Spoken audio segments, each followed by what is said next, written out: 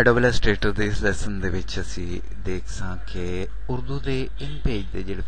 ਫਾਂਟਸ ਹਨ ਉਹਨਾਂ ਇਲਸਟ੍ਰੇਟਰ ਜਾਣ ਕੇ ਤਾਂ ਉਹਨਾਂ ਸ਼ੇਡ ਕਿਸ ਤਰ੍ਹਾਂ ਦੇ ਸਨ।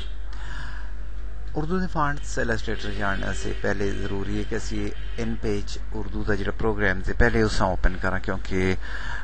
ਇਨ ਪੇਜ ਦੇ ਜਿਹੜੇ ਅਰੇਬਿਕ ਫਾਂਟਸ ਹੁੰਦੇ ਨੇ ਉਹ ਸਾਡੇ मतलब विंडोज के कस्टम फॉन्ट्स वाले फोल्डर नहीं मौजूद होंगे बल्कि टैंपरेरी फॉन्ट्स लिस्ट होंगे। सो इसका कन्फिगर करने वास्ते जरूरी है कि असी पहले इन पेज के प्रोग्राम ओपन करा और फिर बाद इलस्ट्रेटर के प्रोग्राम ओपन करा। और दूसरी चीज़ जी असां देखनी है कि असा जी उर्दू के फॉन्ट्स खड़सा इन इलस्ट्रेटर के उन्होंने कंटेनर के होना जरूरी। ओपन अगर असी लिख सां तो उस कॉपी कर खड़सा ते उस तरह ये फॉन्ट्स निस्बतन मुश्किल जल सन। सो सब तो पहले असा ने इधरों एन जो तरला एन है इन पेज का इसा क्लिक करके ते बनाना एक छोटा जा कंटेनर और फिर जो फॉन्ट्स असा ने खड़ने उन्हें उस लिख सा और इतों इस तीर के निशान क्लिक करके ते इस कंटेनर इस बिल्कुल बराबर कर छोड़ सा, राइट क्लिक करके ते कॉपी कर सा और फिर इलस्ट्रेटर का प्रोग्राम ओपन करके असा ने भावें इतों एडिट के उत्ते जल के ते पेस्ट करा या CTRL की और V की क्लिक करा तो ये पेस्ट हो सुने। सो साढ़े फॉन्ट्स आ गए, जितना बड़े या छोटे या इसा रिसाइजिंग करनी है वो कर रखे हैं। इतने रिसाइजिंग करने के बाद असें ने हुण जिहड़ा काम करना है इतों राइट साइड ते जिहड़े साडे कोल पैनल्स होन इन्हां दे विच ग्राफिक स्टाइल वाला जिहड़ा पैनल है, अगर इस तो थोड़ी बड़े करो तो ग्राफिक स्टाइल वाला जिहड़ा पैनल इस दे विच मुख्तलिफ साडे कोल डिजाइन मौजूद हैं। सिंपली इस सिलेक्शन का टूल किन के ते फॉन्ट्स सिलेक्ट करके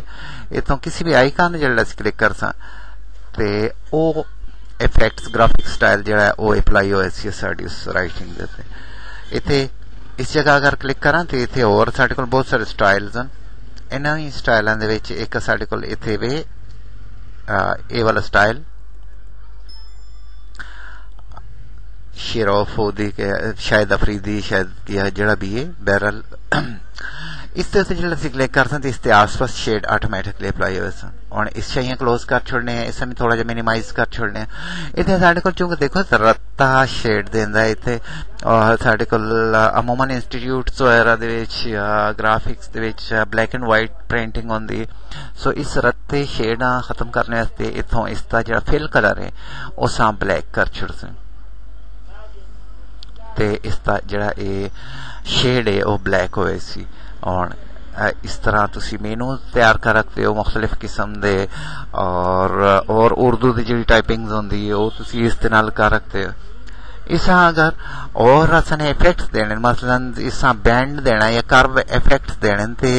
एडोब फोटोशॉप अगर तुसें इस्तेमाल किया तो मेक इनवेलप स्टेप्स जिहड़े इस ते सिंपली क्लिक करता साडे कोल देखो